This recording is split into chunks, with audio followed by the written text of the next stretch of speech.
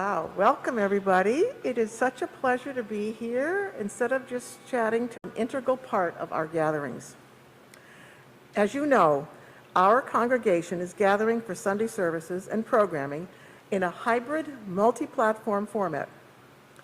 Thanks to the outstanding work of the Reopening Task Force, using a scientific, evidence-based approach, we are able to create an in-person worship experience that is low risk by having all in-person participants make a reservation through Eventbrite, wear a surgical or N95 equivalent mask properly, and only congregate in our ventilated sanctuary and parish hall.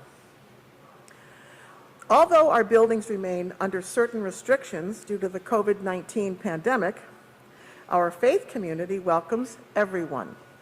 As Unitarian Universalists, we have an ethical commitment to serving the most vulnerable, which will guide our ongoing work to continue to deliver excellent online programs which complement our in-person ones.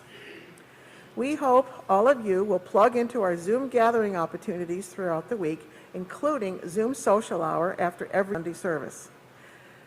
Those who have registered for a seat at Sunday services and have agreed to follow our COVID-19 precautions are welcome to join a brief in-person social hour in our parish hall. You can learn more to oftenneedham.org.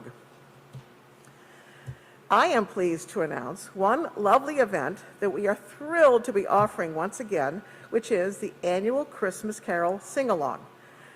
Last year we had to take a break, obviously, but we're back. This will take place next Sunday, December 12th, from 2 to 3 p.m. So come one, come all, to enjoy a family-friendly gathering of song and fellowship. Welcome as we sing together our favorite holiday classics. The first half hour will be outside on the lawn, and then for the second half, from 2:30 to 3, move inside to the parish hall. Please be sure to wear a well-fitting mask and bring all of your holiday spirit. Our sincere hope is that these online, hybrid, and outdoor services and connection opportunities will help us keep the public health precautions required during this pandemic without losing much of the spiritual, emotional, and social closeness that we treasure in our faith community. If you're watching this service from outside the church, please take a moment now to say hello and introduce yourself in the chat box. Welcome again to everyone, and good morning.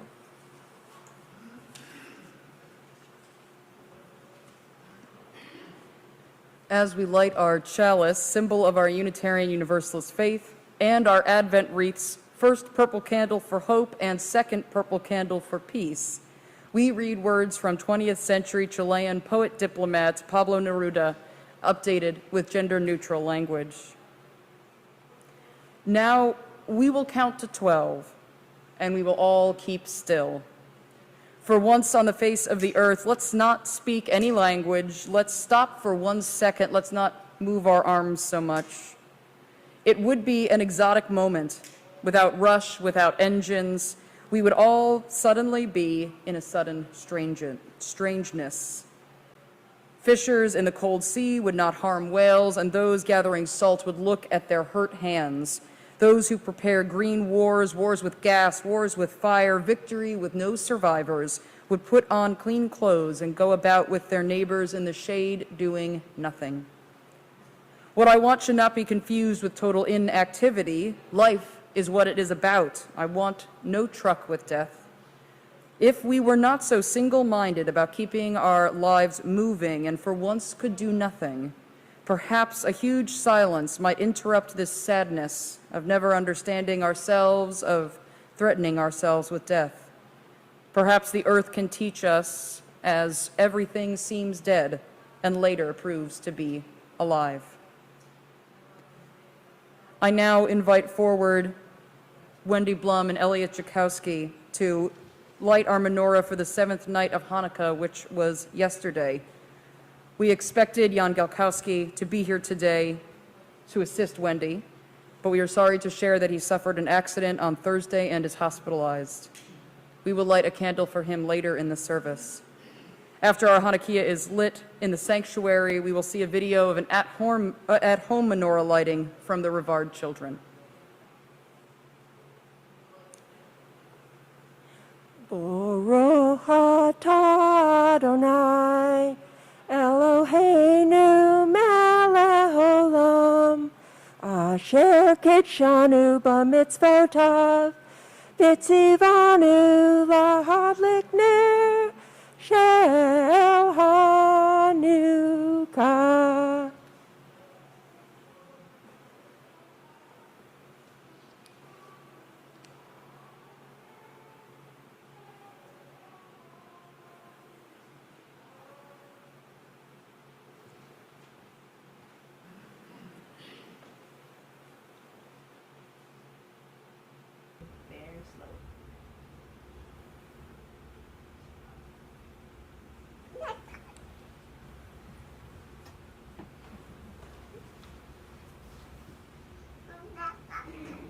Hold it up right more. No, no, not upside down. More like that.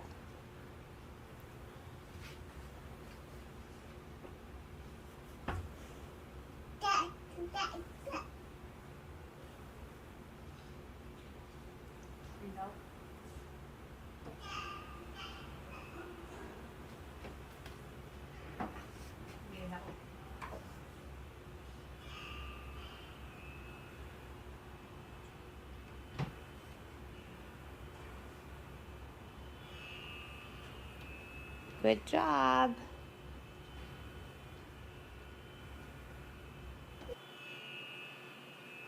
Good job.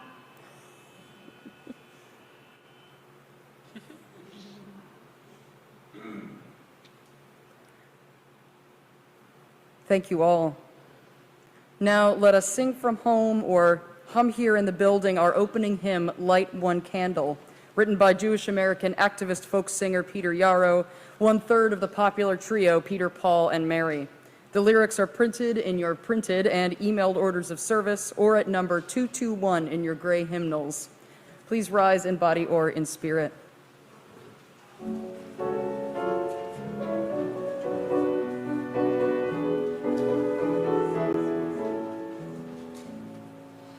Light one candle for the Maccabee children, with thanks that the light didn't die. Light one candle for the pain they endured when the right to exist was denied. Light one candle for the terrible sacrifice justice and freedom demand. But light one candle for the wisdom to know when the peacemaker's time is at hand. Don't let the light go out. It's lasted for so many years. Don't let the light go out. Let it shine through our love and our tears. Light one candle for the strength that we need to never become our own foe. Light one candle for those who are suffering the pain we learned so long ago. Light one candle for all we believe in, that anger won't tear us apart. And light one candle to bring us together with peace as the song in our heart. Don't let the light go out. It's lasted for so many years. Don't let the light go out.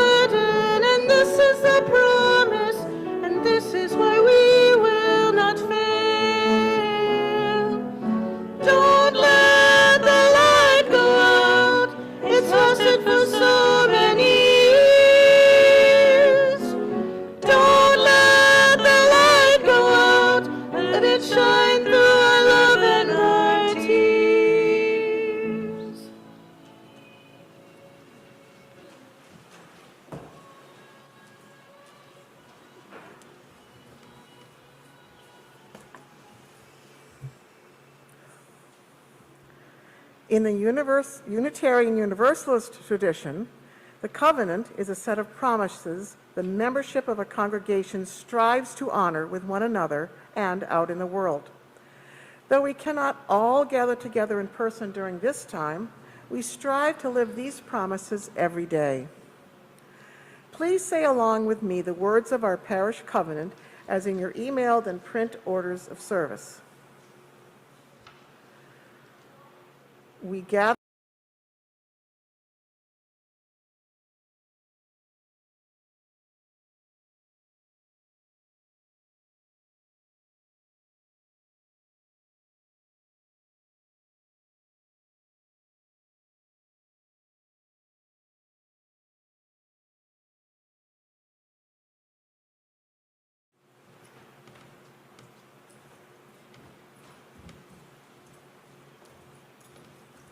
Good morning, everyone. It is so good to see so many faces this morning, and I have an extra guest to help tell our story this morning. That book is, oh, hi, friend. But First We Nap by David Miles and Daria Dramova, with some additional narration by myself. You see, once there was a bunny and a sloth who were friends. And the bunny came and said, "Let's play." And the sloth said, "Okay, but first, we nap." The bunny was very cross. The bunny yelled out, "Let's play!" But again the sloth said, "Okay, but first, we nap." Now the bunny began to think, and he went and he got a big old drum. I encourage you all to be my Foley sound artists. Boom, boom, boom. But despite the drumming, the sloth just snored.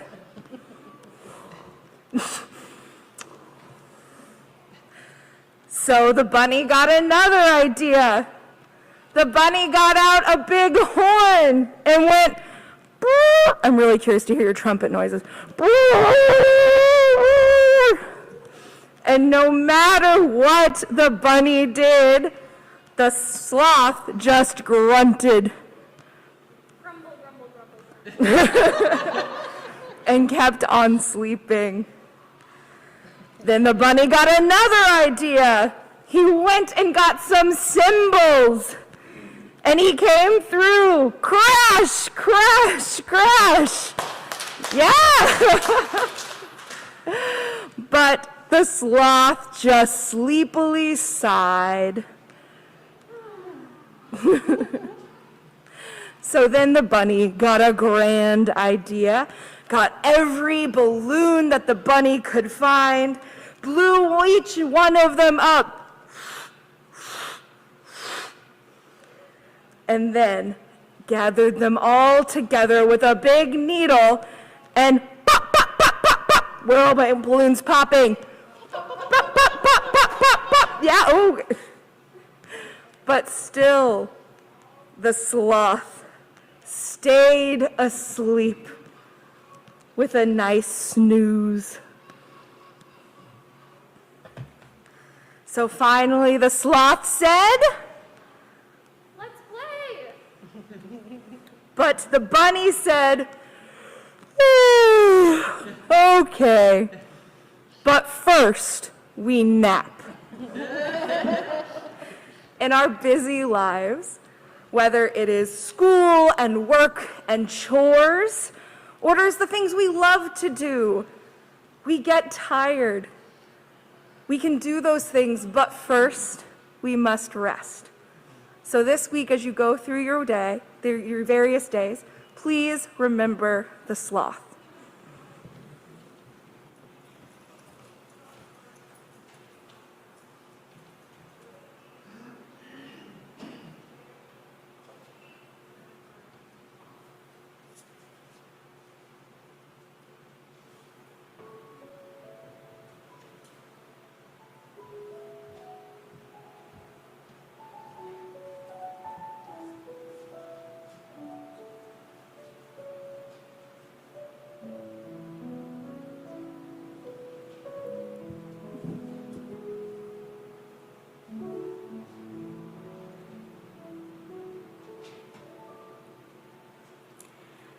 This is the time in our worship service when we share the joys and concerns that are very close to our hearts and lives. I am still receiving pre-submitted candles at internminister@uuneedham.org by the Thursday before the service at midnight, which we will share at the end of the live ritual. If you are in the parish hall and have a joy or concern, all are welcome to quietly offer a stone at the altar and write your joy or concern on a slip of paper, which the pastoral care team and ministers will see at a later time with your permission. If you are watching on Zoom or YouTube, you may type your candle into the chat to be held by the community watching the service with you. As our service is live streamed to YouTube, we cannot guarantee that your joys, concerns, sorrows, and milestones will stay within the First Parish community, so you are always welcome to reach out to me, Reverend Katie, or the Pastoral Care Associate of the Week, Helen Lane, for pastoral care, or to share more privately. And now, if you are in the sanctuary and have a joy or concern, please either give a wave and I will bring the microphone to you, or come forward, light a candle, and then state your name, your pronouns, and then briefly describe what is on your heart.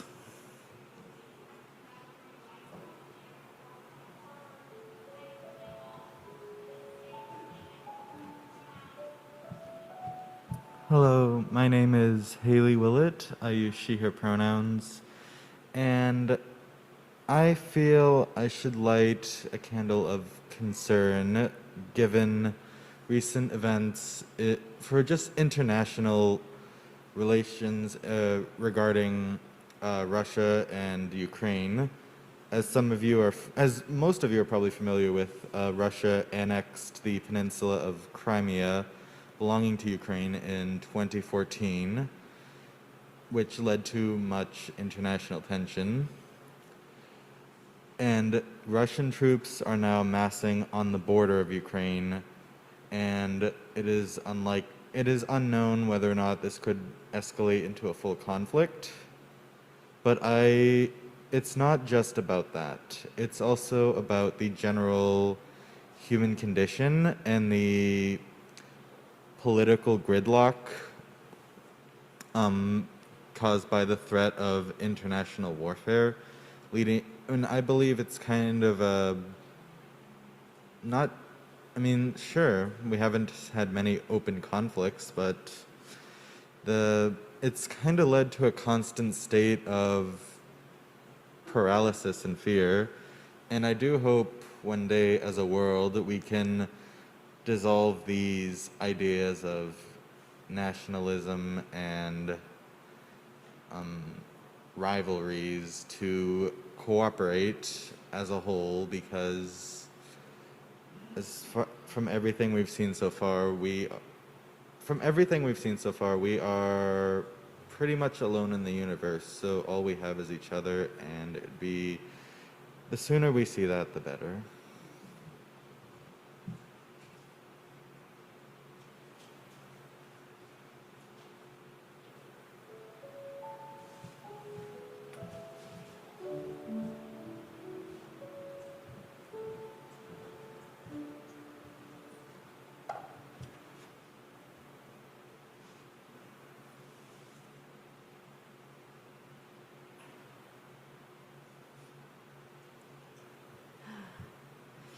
Hi, I'm Claire Galkowski, feeling a little like the rabbit who's been popping balloons and clanging cymbals for a while. As Katie mentioned, Jan was supposed to participate in the menorah lighting this morning. And after watching a very exciting webinar on mosses last Wednesday night, he never made it to bed. And I found him in the morning, sprawled on the floor unconscious. And he's been at the Beth Israel in Boston ever since. He's still unconscious, though he's showing some signs of response to pain and prodding. So that's that's good news. We're hanging on every hope that we can. There's no indication that he's not going to recover, so we're going to go with that. And we've had a lot of great support, including Elliot and many of you here at the church, which is really, really helpful. I know he loves you all and is a very active participant in this congregation. So I just want to share that. I was told this morning that he has pneumonia, so that's not good. So anyway, he's in very good hands at Beth Israel, and I'm really grateful for having such incredible medical care available around here, plus our own medical people. David and Elliot have been consulting with me on this too, so I just want to thank you for your support, and if you want to get on my update list, email me, okay? So getting a lot of messages, so it's hard to inform everybody individually at this point, so thank you. I'm Elliot Jakowski. I'd like to light a candle to support for Claire and her family as they go through this very difficult period of time with Jan's health crisis.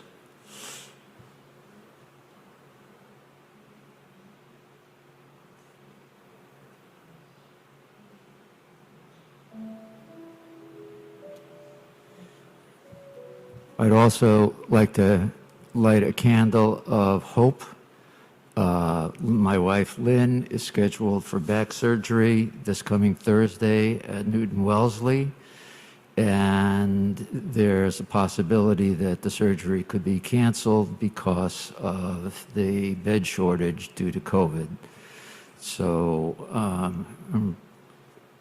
appreciate your prayers and thoughts that she has the surgery and that it's successful. Thank you.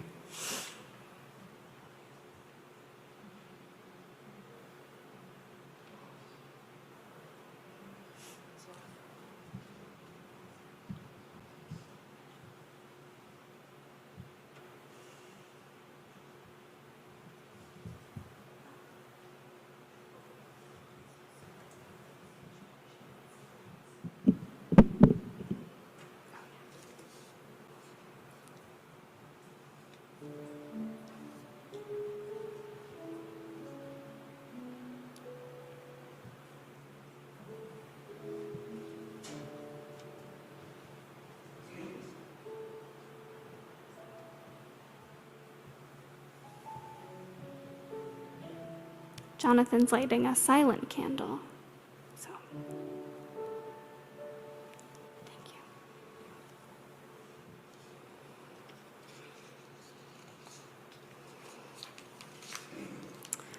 Our next candle this morning is a candle of concern and sorrow from the First Parish staff team. First, about what the case Dobbs v. Jackson Women's Health Organization signals for the security of the historic Roe v. Wade case, which has created a precedent and the rhetoric for reproductive justice in this country. Our hearts are also cry out in grief for the lives lost in the shooting at Oxford High School in Michigan on Tuesday. Madison Baldwin, Tate Meyer, Hannah St. Juliana, and Justin Schilling.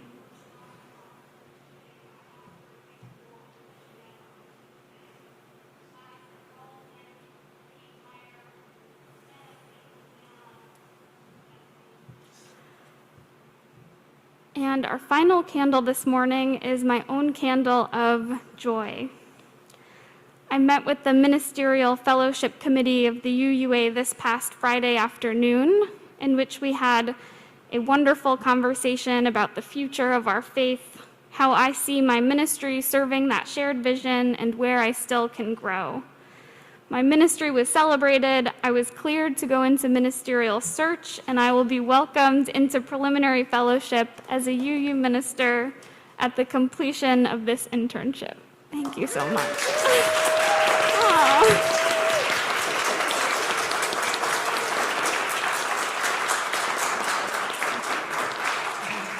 Thank you all so much. My heart is so full.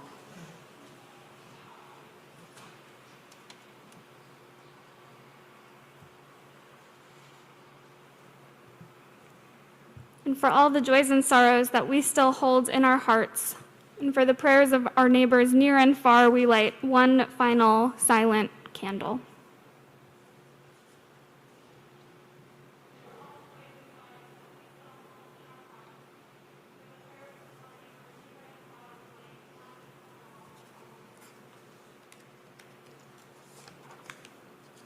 May the peace in this sanctuary be felt too in each of your homes, as we remember that even though apart, we are still deeply connected.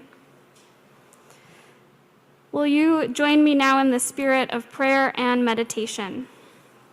I invite you to close your eyes or soften your gaze, become relaxed and comfortable in your bodies by noticing and releasing any tensions, and to breathe deeply in and out. Listen to these words from modern Euro-American UU minister Reverend Sam Trumbore.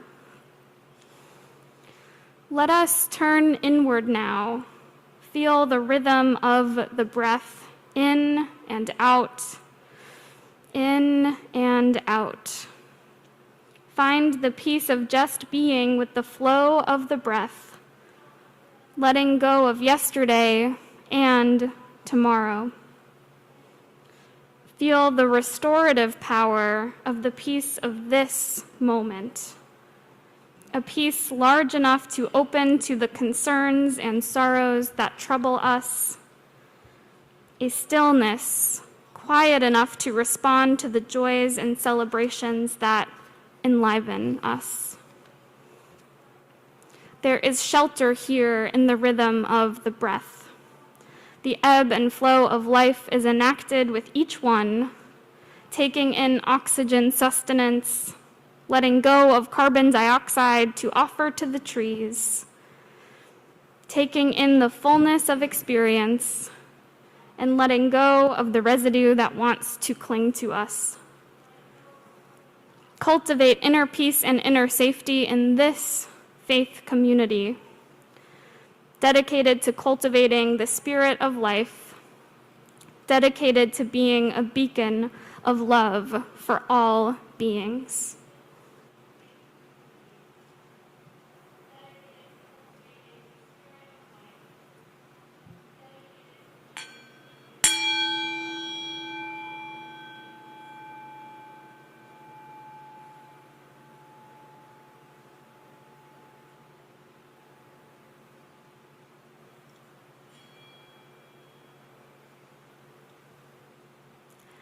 Amen.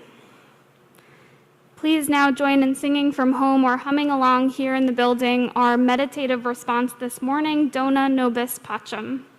The lyrics are in your emailed and print orders of service or at number 388 in your gray hymnals.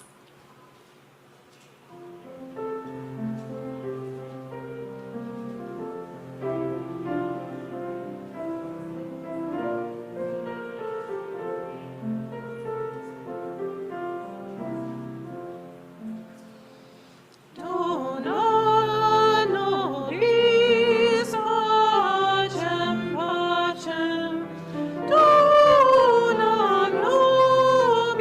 pacem.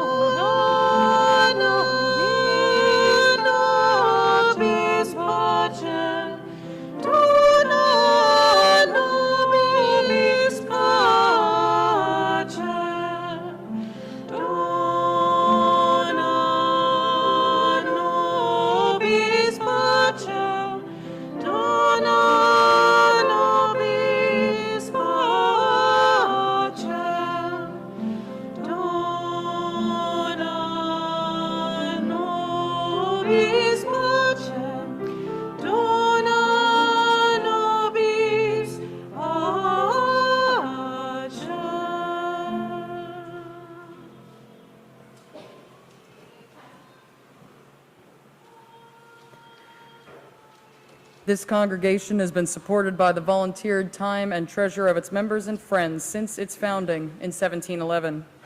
This is the time in our service when we, the modern stewards of the church, offer what we can to build and sustain the congregation and the world we envision. This month, our collections are being split 50-50 with Pathways Family Shelter. Due to the COVID-19 pandemic, more families are experiencing homelessness, and traditional shelters can be scary and unfriendly, especially to children. For many years, Pathways Family Shelter in Framingham has provided a communal living space with private family rooms to help local families get through difficult times. First Parish is a longtime supporter of Pathways Family Shelter through our offering collection and our Mitten Tree Holiday Gifts program. For those of you who are in the building, you'll see our mitten tree at social hour. And if you're logging in from home, please be in touch with me and Amy Gilmore to let us know if you'd like to participate. That includes, you could let me know during Zoom social hour. To donate to today's offering from here in the building, you can pass your donation to one of the ushers who will be coming around shortly. And from home or from your smartphone here in the building, you can use one of 3 different methods to donate. You can use our Text to Give program through the number 73256. You can make a donation through the website, uuneedham.org, or you can mail a check to First Parish at 23 Dedham Avenue. All the details for online or mailed giving are in your print and emailed orders of service. Whichever way you donate, remember to specify whether your donation is meant for the plate collection or for your annual pledge. Thank you for everything you are able to give to support and sustain this congregation and the vital work of our community partners. And many thanks today for Barbara Ridge's flowers, in loving memory of her husband and our member of blessed memory, Scott, and her sister Mary. May the ushers now please come forward.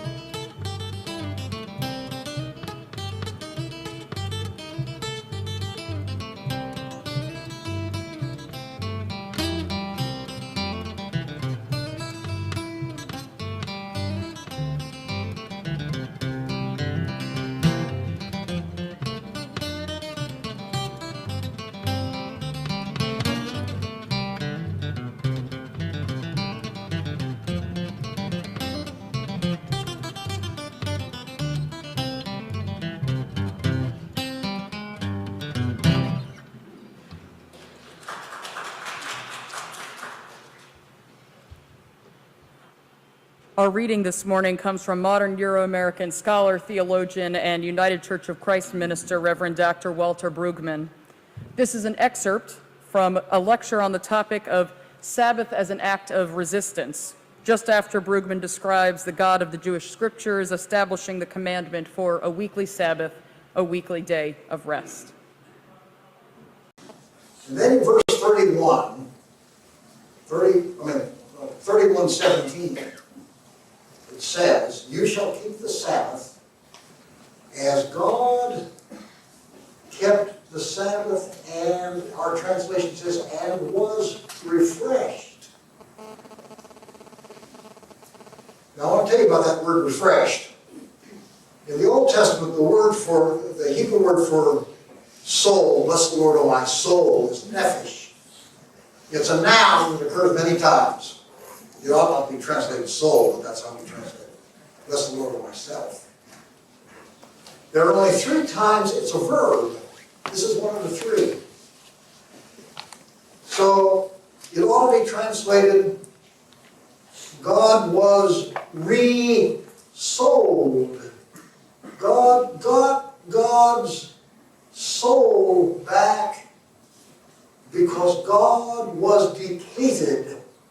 That's why you need the rhythm of the Sabbath. It is a cessation from production and consumption in order to get your depleted life back. It is impossible, is it not? It is impossible to imagine Pharaoh taking a Sabbath. He was too busy watching the monitors of the brick walls. It's impossible to imagine anybody in Egypt taking a day off. It's impossible in the market economy. For God's sake, people do email on their phone during the sermon. Or check the markets, like one of the markets are closed, except in home, or I don't know. 24/7 with email and iPod and cell phones is a requirement of the scarcity system. You don't ever have enough time to get it all done, so you better multitask 24/7. Because the market ideology wants us exhausted. Because exhausted people make terrific shoppers and terrific spectators at sports and couch potatoes. Exhausted people do not make for transformers in the community. Rested people are dangerous people. So I have decided that of the 10 Commandments, for people like us, the commandment on Sabbath is the most important and is the most difficult.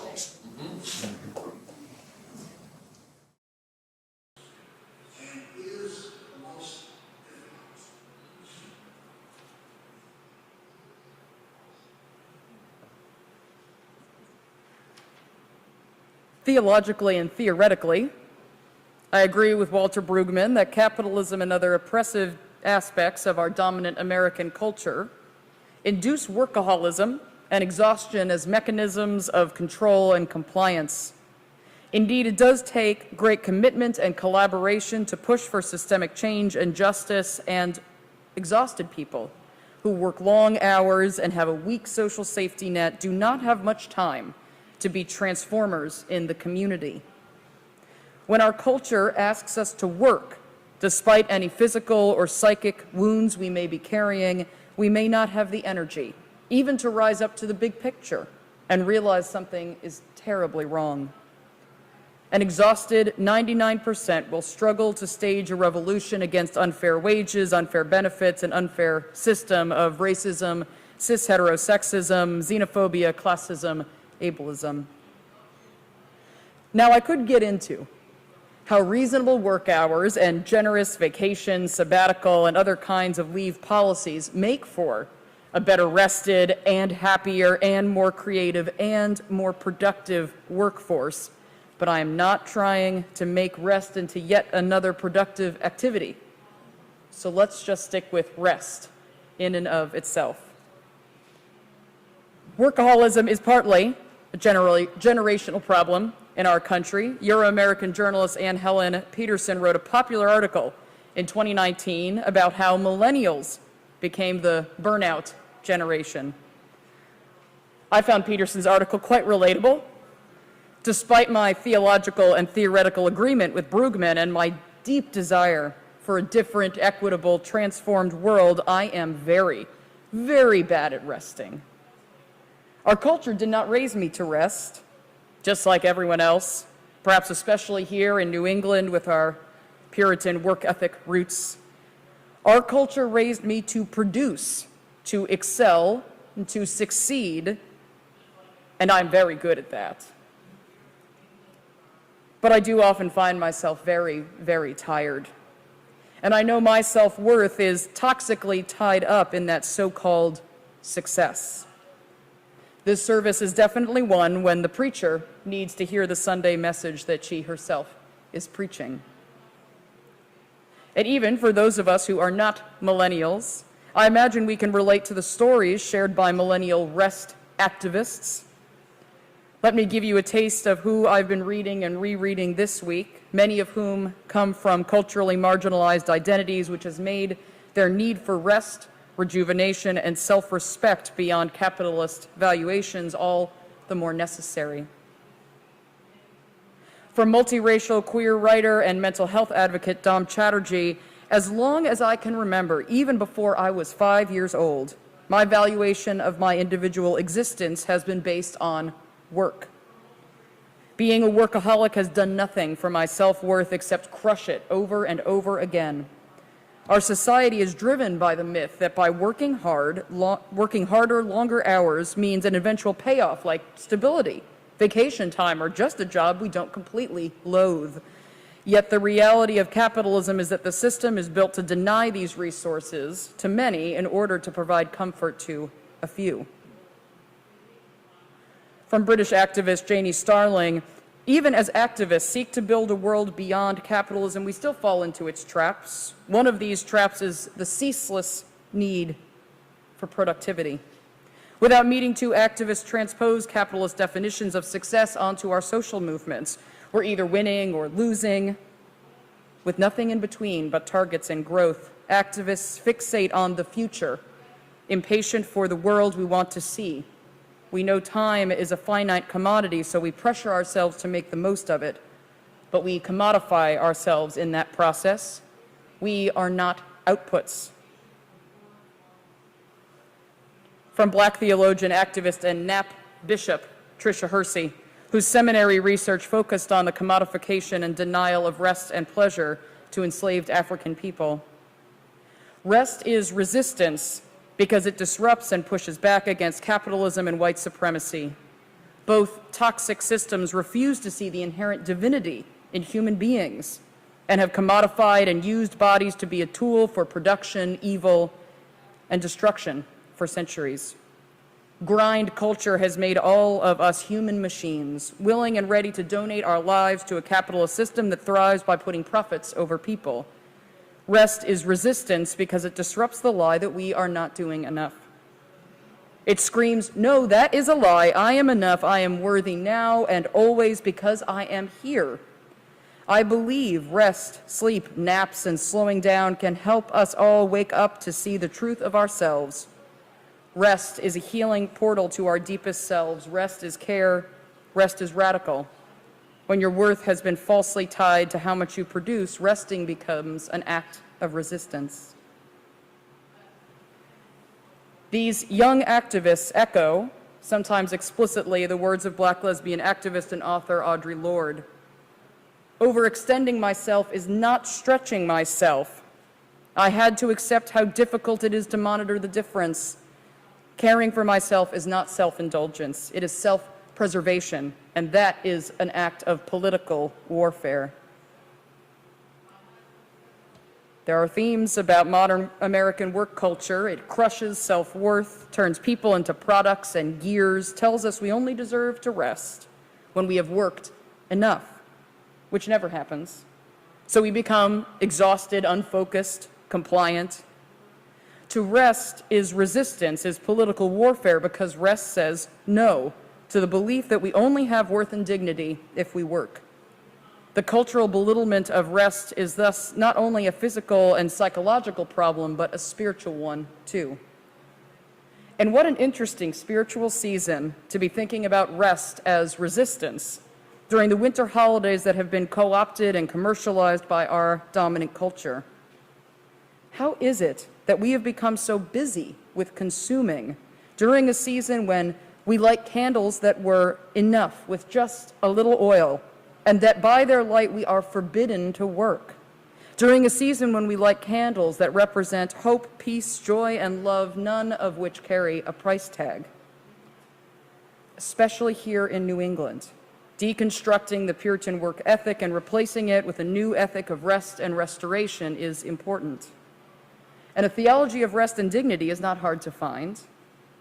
Black journalist and producer Janice Rochelle Littlejohn reminds us, scriptures in every faith support rest as a divine part of our natural order. And still, in too many cultures, idle time has been equated with laziness or something we afford ourselves only after we've worn out our bodies. Walter Brueggemann and Tricia Hersey are not the only two Sabbath and nap theologians out there. 20th century Jewish American immigrant, scholar, and civil rights activist Rabbi Abraham Joshua Heschel wrote, "The Bible senses the diversified character of time. There are no 2 hours alike. Every hour is unique and only one given at the moment, exclusive and endlessly precious. 6 days a week we wrestle with the world. On the Sabbath we especially care for the seed of eternity planted in our soul. The Sabbath is not for the sake of the weekdays are for the sake of Sabbath. It is not an interlude, but the climax of living." The dominant American work culture is unhealthy and destructive, and a theology of rest and human dignity demands that we strive to shift this culture in which we live, in part by policy and systemic change, and in part by personal and community change in our homes and in our neighborhoods.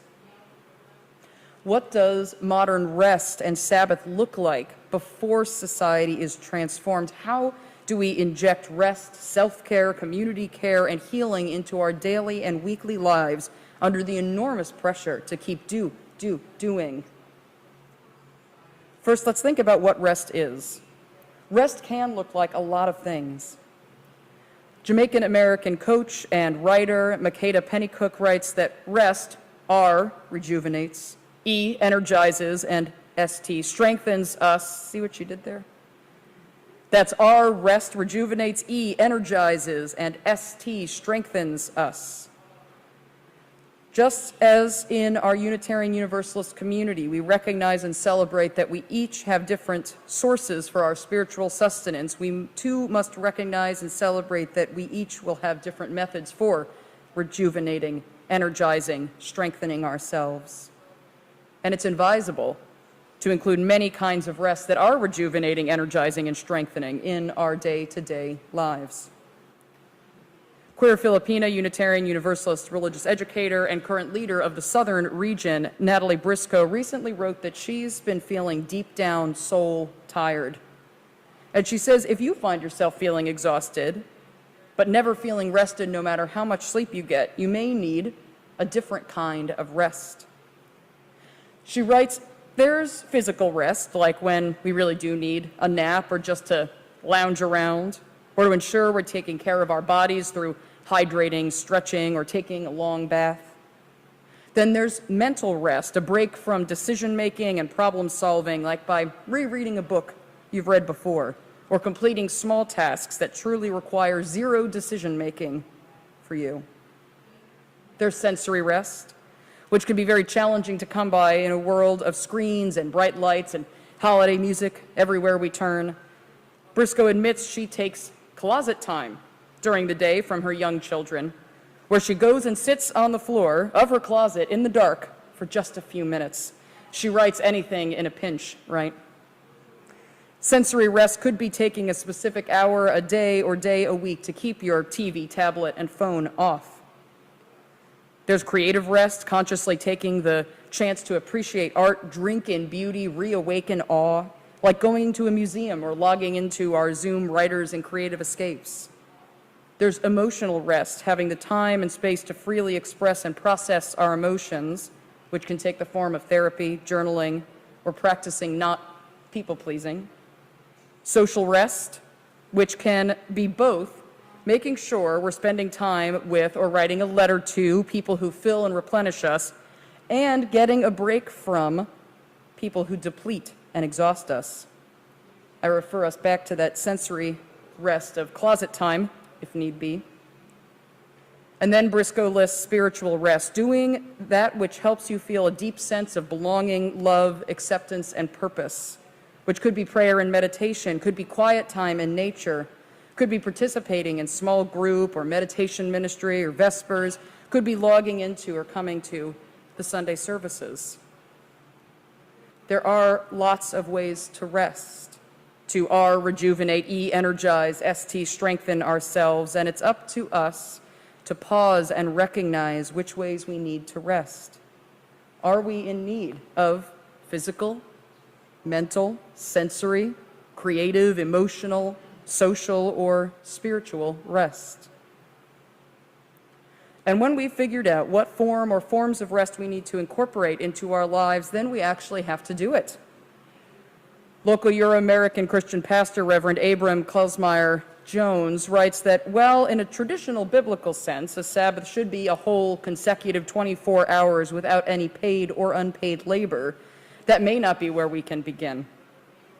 So he says we could instead attempt to incorporate a Sabbath hour every day, or a Sabbath getaway once a month, at least to start. For some of us, that may actually mean putting in our daily calendars in big capital letters, Sabbath hour, every day at 8 a.m. or 2 p.m. or 10 p.m., or looking ahead to the coming weeks and putting in those big capital letters, Technology Sabbath Day, when we actually turn off our phones.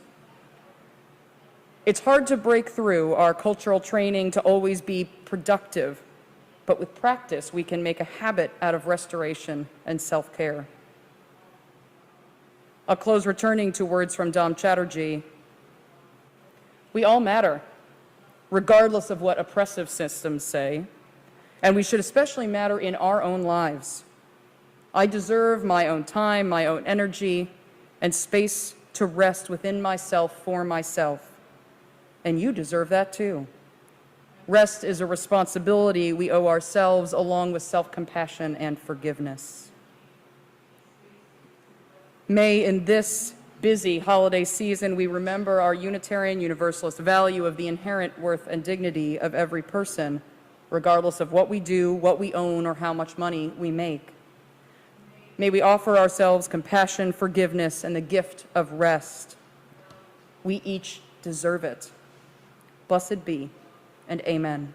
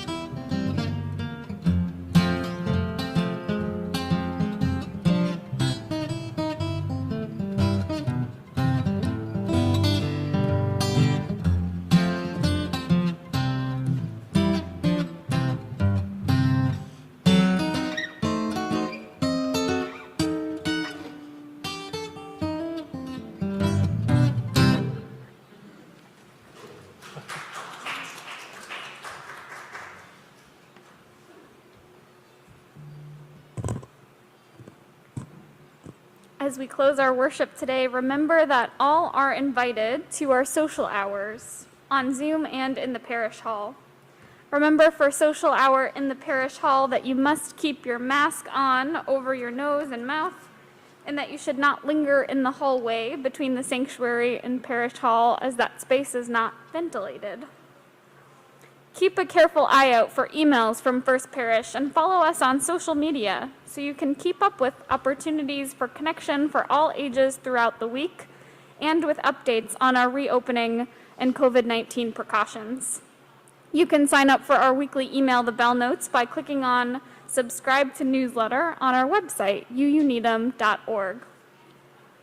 This week at First Parish, join Reverend Katie and I on Thursday night for a workshop on how we can share the good news of Unitarian Universalism just in time to invite a friend or family member to our Christmas Eve service. What's more, the annual Mitten Tree program begins today. You can swing by in social hour, or if viewing online, check out the Bell Notes for how to participate. And Amy Gilmore is looking for some folks to help out with the Mitten Tree on December 12th and 19th. So be in touch if you would like to support. Also, check out the Bell Notes for how to participate in the December 19th service, Our Festivals, Our Families, by submitting a short video explaining some of your beloved holiday traditions to be included in the service. And a special note, Jesse mentioned this earlier, to join us at 2 p.m. on Sunday, December 12th for a half indoor, half outdoor carol sing. And one more special announcement. The DEI committee is convening at 5 p.m. on Zoom today, and all are welcome. This week in the First Parish Zoom rooms, you can connect with other First Parishioners right after church today at the Caregiver Support Group, at Vespers Meditation, Writer's Escape or the Action Book Club on Thursday, Creative Escapes or the weekly Climate Vigil on Friday, or the Sunday Night Book Club or Grief and Loss Support Group next Sunday. Please remember, if you fall ill or need any pastoral support, to reach out to Reverend Katie, myself, and the pastoral care and caring crew teams via phone or email, and to reach out to our office administrator, Susanna Whitman, if you have trouble signing up for the Bell Notes or logging into our online directory, The Realm. We always extinguish our chalice with words promising to carry its flame in our hearts until we are together again, no matter how long it is until we are all together again. Please join from home or here in the building, saying those words written by UU Minister Reverend Elizabeth Selly Jones.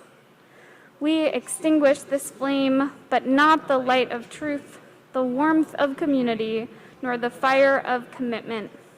These we carry in our hearts until we are together again. Our closing hymn, "'Tis a Gift to Be Simple," is a popular American hymn coming out of the Shaker movement of the 18th and 19th centuries. The lyrics are in your emailed or print orders of service and number 16 in your gray hymnals. Please rise in body or in spirit and hum here in the building or sing from home our closing hymn this morning, "'Tis a Gift to Be Simple."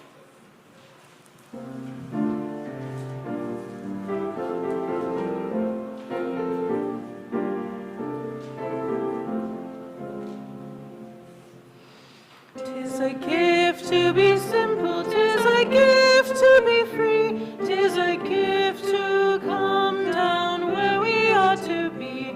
And when we find ourselves in the place just right, to be in the valley of love and delight. When true simplicity is gained, to bow and to bend, we shan't be ashamed. To turn, turn will be our delight, till by turning, turning we come round right. 'Tis a gift to be simple, 'tis a gift to be free, 'tis a gift to come down where we ought to be. And when we find ourselves in the place just right, 'twill be in the valley of love and delight. When true simplicity is gained, to bow and to bend, we shan't be ashamed. To turn, turn will be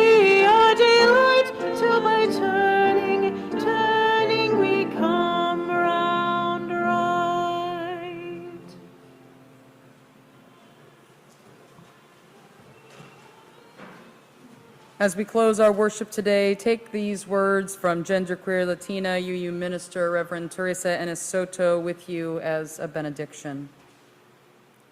It is a truth, though does not always feel like one, that you are worth more than the things you do. That your being a worthy human being lives in a different domain than all your failures, but also from the collected sum of your successes. By virtue of being alive, you matter, and you cannot be more deserving of dignity, of respect, of love. Sometimes people can make mistakes, but even that cannot change that you are meant to be festooned with celebration of your humanity. You are irreplaceable. You are meant to live. Our service begins when our service ends. Blessed be, and amen.